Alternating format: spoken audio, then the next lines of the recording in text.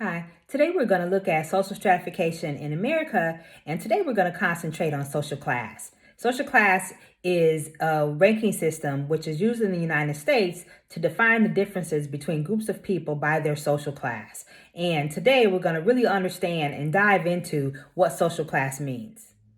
Social class is a way of thinking about what kind of access you have to the things that you want, the things that you desire, the things that you want out of life.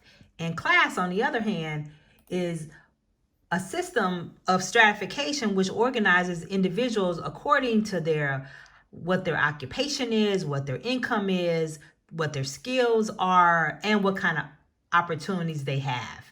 And when you think about the class system as a whole, the class system, that the definition of that system has fluid boundaries. That means that it allows for social mobility. People can move up and down as a result of what kind of opportunities are offered in that society. So a class system, unlike slavery or a caste system, which both of those do not allow social mobility, you can't move up and down in slavery or in the caste system. There are no opportunities to do better in your life. That's the difference between slavery, a caste system, and the class system. The class system, though, is based primarily on how much money you have, what kind of material possessions you have, and it is influenced by your parental status. But it can change. So the good thing about the class system, in theory, is that it can change according to what you do and what you achieve as a result of, what happens in society. So when we think about your social standing and what kind of things play into what access to resources you have, there are three parts to that. There are social economic factors, which are your occupation, what job you do, how much education you have, if you own anything, your income, your social standing, where you are in class, which is what we're talking about today, and then again, your behavior, what you do with the opportunities and the resources that you have available to you, which is defined by your preferences, what you choose to buy, your consumption patterns, how you communicate. All those things play a part in your class dynamics. So when you think about just the whole class system, the class system is, again, social class is a system that's open, meaning that you can move up and down. You can go from low to high, you can go from high to low. And within that context of this system of stratification is that it's based on what you do. And it's based on, again, the decisions that you make and how that society is organized. So again, the class system does allow for social mobility, and where you are in the class system that you are in really determines your success. So when you think about what that means, it allows for social mobility, but it has everything to do with some of the characteristics that are key to you. Your ascribed status and your achieved status. Your ascribed status means the status that you were born with. Your race is your ascribed status. Your gender is your ascribed status. Those are statuses that you're born with that in every society has an impact on what your outcome looks like. Your achieved status is what you've achieved, on the other hand. If you go to school and you become a medical doctor, then you've achieved that. That's your achieved status, that you're now a doctor.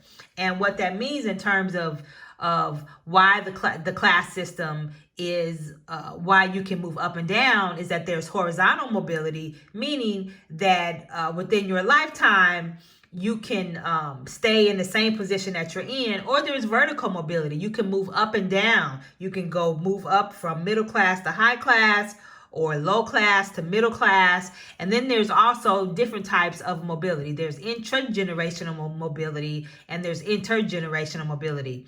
Intragenerational mobility has to do with what happens when you're able to achieve within the generation that you're in. So you can move up from being poor to being rich. Intergenerational mobility is when you do better than your parents. And when you do that, you have achieved a certain amount of success. How is class determined? So there are objective dimensions, which means, objectively, how much money do you have? what kind of clubs are you in? And then there's a subjective determination, which means that's the way that we evaluate ourselves and we evaluate each other. And some of those evaluations play a part in how we think about people. So when we think about just this whole context of class and how social theorists have come into play, Karl Marx and Max Weber have both decided and discussed this context of what class means. So if we look at Marx, Karl Marx, in his analysis of what determines class, Marx said that class depends on people's relationship to the social environment. Now, again, he's a conflict theorist. This is a conflict perspective. And what he says is that it depends on people's relationship to the tools, the factories, the land, and the investment capital used to produce wealth.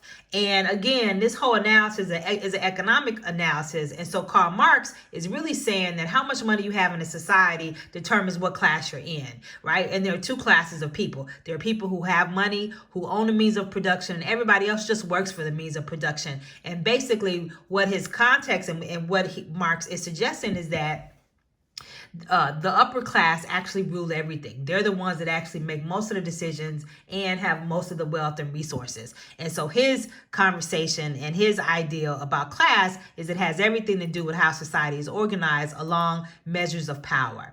Then Max Weber comes along, and Max Weber says, you know what? We can't just talk about American society and just look at money. There are other aspects to what also makes it important in American society, which include not just property, which is your wealth, but how much power you have and how much prestige you have. Max Weber said those are also really important measures. Prestige looks at how people look at who you are and what kind of things you do. And that has everything to do with what kind of job you have. So if you are a medical doctor, which is usually considered to be a really, really great profession, then you are considered to be high class. Even if the job, even if it doesn't pay as high as football players, you are considered to be high class. That's prestige. Presidents also carry a lot of prestige.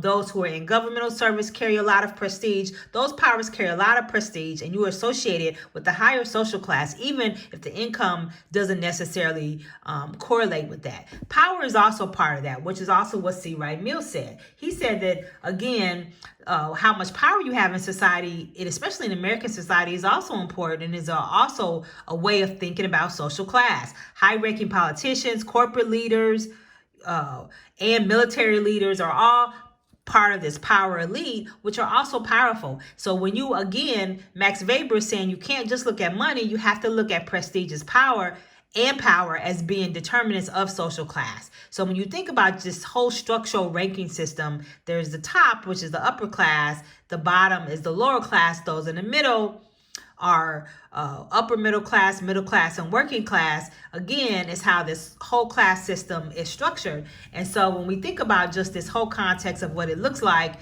there's a lot of wealth inequality in the United States. Men have more wealth than women. There are really clear differences along racial and ethnic lines, meaning that minorities have less income than other groups. And the top 1% owns 35% of the U.S. net worth. The bottom 90% owns 24% of the net worth. So there's a lot of income equality in the United States, and it's been growing. It's been growing since the 70s. There's been a decline in labor unions, a decrease in the real value of minimum wages.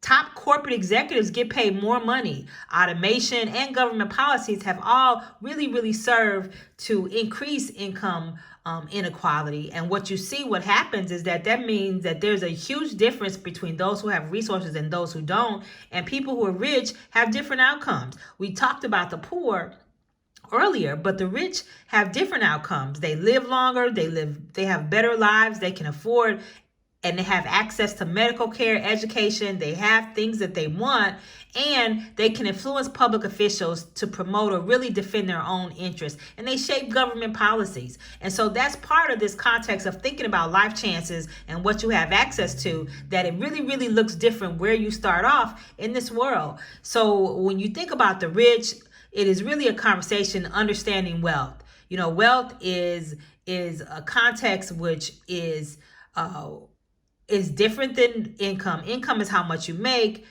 wealth has to do with how much you're worth, and your net worth looks at the value of everything that you own that are valuable: savings, checks and bonds, real estate, minus what you owe. Cars are depreciating assets. They actually are not valuable because they depreciate over time. So when you think about just the differences between wealth and those who have resources and those who don't, you see those who are wealthy have better outcomes. And what we see in American societies is that the distribution of wealth is extremely unequal. So again, the characteristics of the capitalist class is that they own one third of the nation's wealth. They have direct access to a wide range of influential people. It consists of old money and new money, and they're able to pass on their wealth to their children. And this whole difference between wealth and income is what we see marks the difference between social inequality, and it makes a difference in the context of what class looks like in American society.